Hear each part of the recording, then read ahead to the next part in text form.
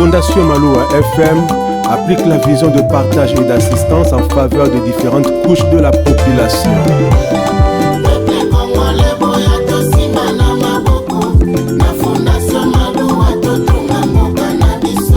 Fondation Maloua, Fondation Ezali,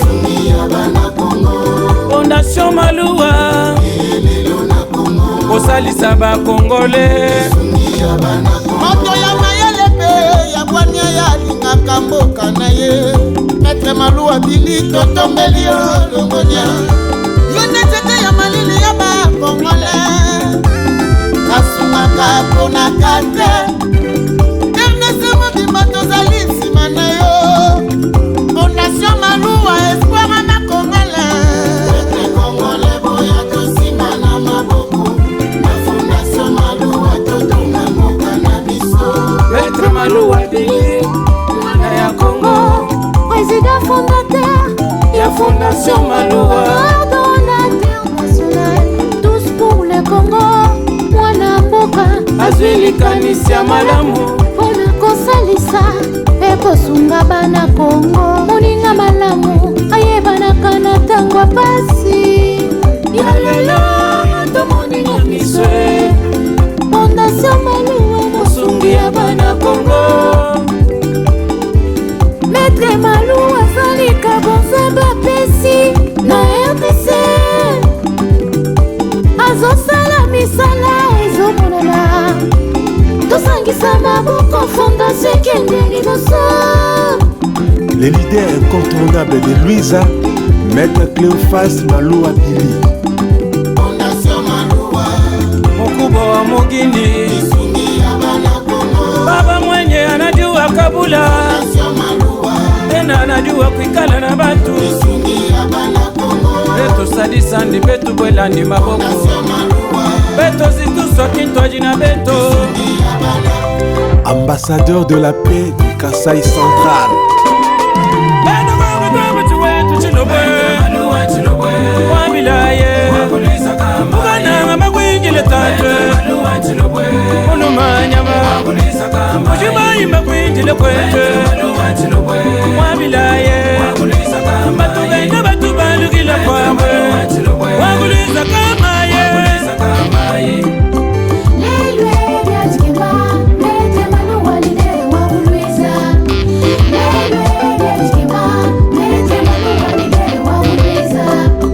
Bajibamba kwetu chilobo chikale mwene wamune mwokwende majunda Maloua muluma wa mukaba mutu wa mpolona wa kubileja wanu walwa wabilayi wa kufuka menje wakwambulishe bukwa bisamba baitu mutu ayipanda Fondation Maloua chisumu cha kwendele bwe Maloua kaimwimana wambulishe bantu wambulishe batoka ni bafika wambulishe bafela ni babanji wambulishe bana bashia ni bakamba waguliza kamaye mwana wa Cleophas mwana mwangala ni ngandu Maloua wa mamu gatuye matumba mwingile kwetwe agamba kwetu bene moto batu bajisanga bimana kuchengungu bakwile jitunge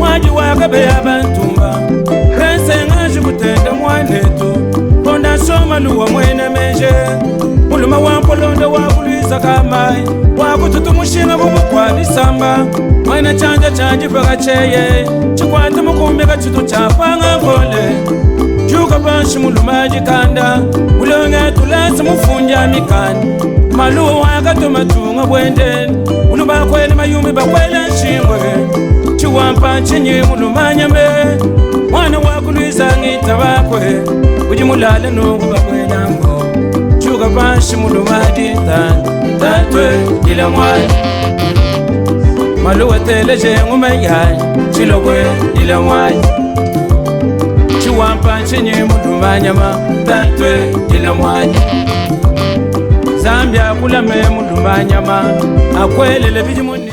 Merci, monsieur le journaliste, pour la question. Nous sommes la coalition interconfessionnelle pour la nation, SIN-RDC, et l'alliance des chefs spirituels Bangunza des autorités traditionnelles et des dynasties royales, dont la grande délégation a été conduite par son initiateur et fondateur, le grand chevalier impérator, qui a né l'archevêque suprême, Maître Maloua Billy Cléophas. Nous sommes venus rencontrer les ministres délégués à la défense, chargés des anciens combattants, Excellence Eliezer Ntambwe, pour premièrement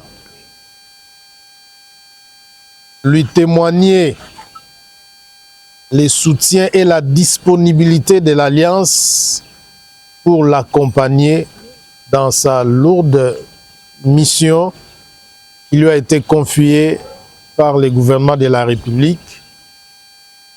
Vous savez tous que notre pays traverse une situation sécuritaire extrêmement difficile. Mais avant que nous, l'Alliance des chefs spirituels des autorités traditionnelles et des dynasties royales, apportions notre contribution pour ramener la paix à l'est de la République, nous avons décidé de commencer d'abord à la porte de la capitale. Parce que la capitale est le reflet de notre pays. Et quand je parle de la capitale, nous voyons les conflits que tout le monde appelle aujourd'hui des Mobondo. Et donc l'alliance des chefs spirituels, Bangunza des autorités traditionnelles et des dynasties royales, sous la coordination de son autorité suprême, le grand chevalier impérator, est disposé à mettre fin à tous ces problèmes, tous ces phénomènes de Mobondo. Il est disposé à apporter les bons offices pour aller auprès de tous ses frères et sœurs qui sont dans ces différents groupes de Mobondo pour essayer de ramener la paix, les faire ramener à la raison, de manière à ce que ces hostilités cessent, leur faire comprendre que le Congo est notre pays à nous tous. Et il est question que chacun prenne conscience de s'impliquer dans tous les efforts qui sont menés par les chefs de l'État à la recherche de manière diplomatique à ramener la paix dans notre pays. Et nous, les autorités traditionnelles, les chefs spirituels, sommes disposés à apporter cette contribution majeure. Pourquoi? Parce que nous avons observé plusieurs personnes se sont présentées comme étant des leaders de Mobondo, mais la situation sur le terrain ne change pas. C'est pour cette raison que nous avons dit, nous connaissons mieux ces problèmes. Et nous sommes les mieux disposés à apporter cette solution. Voilà pourquoi nous sommes venus voir les ministres pour lui donner la disponibilité de l'Alliance afin de contribuer efficacement pour ramener la paix d'abord à la porte de la capitale qui est le reflet de tous ces pays et ensuite étendre ça sur toute l'étendue du pays pour ramener la paix et ainsi impulser le développement dans notre pays. Voilà l'objet de notre déplacement pour venir rencontrer Excellence les ministres délégués à la Défense aujourd'hui. Maatondo mingi baimboka, biso tozali alliance des chefs spirituels de Bangunza, des autorités traditionnelles et des rois dynasties. Elingi koloba, lisanga ya bankumu oyo basale la kabunzambe ya bakoko na bango, ya bokoko na bango. Pe tozali bankumu na bankumu ya solo solo na oyo babengami lokola ba roi to ba empereur, lisanga na bango nde yango ezali kati na biso. Eloko biso toye awa ya liboso, uta mokonzi na biso, ndeko na biso, oya komi lelo ministre délégué ya défense pe ancien combattant, Excellence Eliezer Ntambwe, Poshi, akoma mokonzi, atoye kolakisa ye ki azali ye mokote. Congo, Bankumu, elongo na alliance, pe na sin, bazali simana ye, pona kopesa ye maboko. Lokola azali capable, biso toye ko soutenir ye, capable yango ekwa ko salisa ye, po ete kimie kwa kozana mokili, akwa ko sunga pe makanisi, akwa ko kokokisa pe makanisi ya tata mokonzi ya mboka Félix Antoine Tshisekedi Tshilombo. Yango wana délégation nyonso oyo moni, ezali délégation alliance, oyo kambami na grand impérator Maître Billy Maloua Cléophas, le grand chevalier ya tradition de mystique Congo. biso ba oyo tozali lokola ngai nazali au commissaire général en charge de la spiritualité traditionnelle et des mystiques ancestrales africaines toye kopesa solution pona koya kotala tala ndenge mboka na biso soki tozwi kaka na kati ya Kinshasa awa ozwi plateau ozwi Grabandundu ozwi Congo central ozwi Dato loba na Kinshasa awa na de commune Maluku na Sele bandeko baza na kimia te yango na biso bankumu cette fois-ci tozwi décision elongo na mokonzi na biso Eliezer Tambo azali ministre délégué tokoka ko mettre fin na makambo etali mobondo tokoka ko mettre fin na makambo etali kuluna tokoka ko mettre fin na makambo etali désordre nyonso ezali koya yiki surtout oyo ezo simba mate na makambo etali bokoko na biso yango ndo moni etando oyo nyonso toye tozongisi merci na likanisi ya tata mokonzi ekolo pona koya kolukaka kimia tango nyonso Félix Antoine Tshisekedi Tshilombo pe topesi matondo mingi na grand impérateur oyo amemi délégation oyo maître Billy Malou Cléophas po ete tokoka kozala pembeni ya excellence Eliezer Tambwe tokoka kokotisa kimia tosala lisanga oyo ekopesa kimia na mokili po pamba te mokili ezali na posa ya kimia ekokisa pe slogan na biso ke na bomoko nde tokolonga kimia na mokili na kimia. La Fondation Maloua FM applique la vision de partage et d'assistance en faveur des différentes couches de la population.